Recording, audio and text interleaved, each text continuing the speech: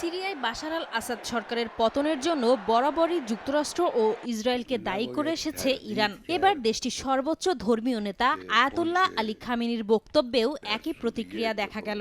আসাদ সরকারের পতনের পর বুধবার প্রথম জনসমক্ষে কথা বলেন এই নেতা। সিরিয়ায় ঘটে যাওয়া ঘটনাগুলোকে যুক্তরাষ্ট্র ও ইহুদিবাদ রাষ্ট্রের পরিকল্পনার ফল বলেও মন্তব্য করেন তিনি।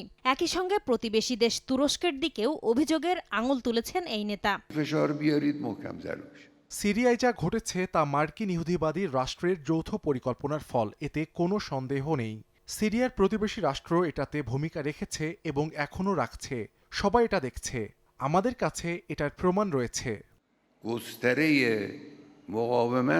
সিরিয়ার সঙ্গে ইরাক, ইসরায়েল, জর্ডান, লেবানন এবং তুরস্কের সীমান্ত সংযোগ রয়েছে। প্রতিবেশী এই দেশগুলোর মধ্যে তুরস্ক দীর্ঘদিন ধরে বিদ্রোহী গোষ্ঠীকে সমর্থন দিয়ে আসছে।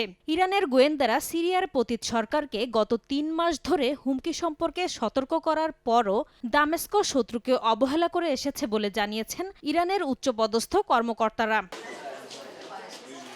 দীর্ঘদিনের মিত্র বাশার আল আসাদ সরকারের পতনের পর তেহরান দামেস্ক সম্পর্ক কেমন হবে তা নিয়েও চলছে নানা আলোচনা। যদিও সিরিয়ার সঙ্গে সম্পর্ক এগিয়ে নিতে আগ্রহ প্রকাশ করেছে ইরান। সেক্ষেত্রে সিরিয়ার বিরোধী দলগুলো ইসরায়েলকে নিয়ে কি ভাবছে তার উপর সম্পর্কের ভবিষ্যৎ নির্ভর করবে বলেও জানিয়েছে দেশটি।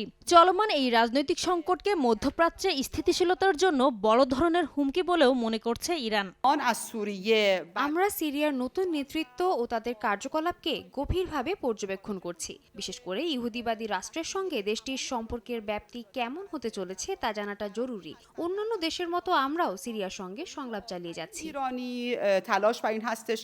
বিশ্লেষকরা বলছেন, বিদ্রোহী গোষ্ঠী তাহরির আল শাম ইরান বা রাশিয়ার সেনাদের সবসময়ই সিরিয়া থেকে বিতাড়িত করতে চেয়েছেন।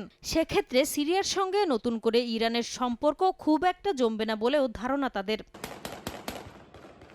২০১১ সালে সিরিয়ায় গৃহযুদ্ধ শুরুর পর থেকে আসাদ সরকারকে সমর্থন দিয়ে আসছে ইরান। আসাদকে ক্ষমতায় টিকিয়ে রাখতে দামেস্কে সেনা মোতায়েন, অস্ত্র ও সামরিক পরামর্শও দিয়ে আসছে দেশটি। তবে বিদ্রোহী গোষ্ঠী তাহরির আল শামের মাত্র ১২ দিনের প্রতিরোধে দীর্ঘদিনের শাসন থেকে দেশ ছেড়ে পালাতে বাধ্য হয় বাশার আল আসাদ। নাসরিন রুমি, সময় সংবাদ।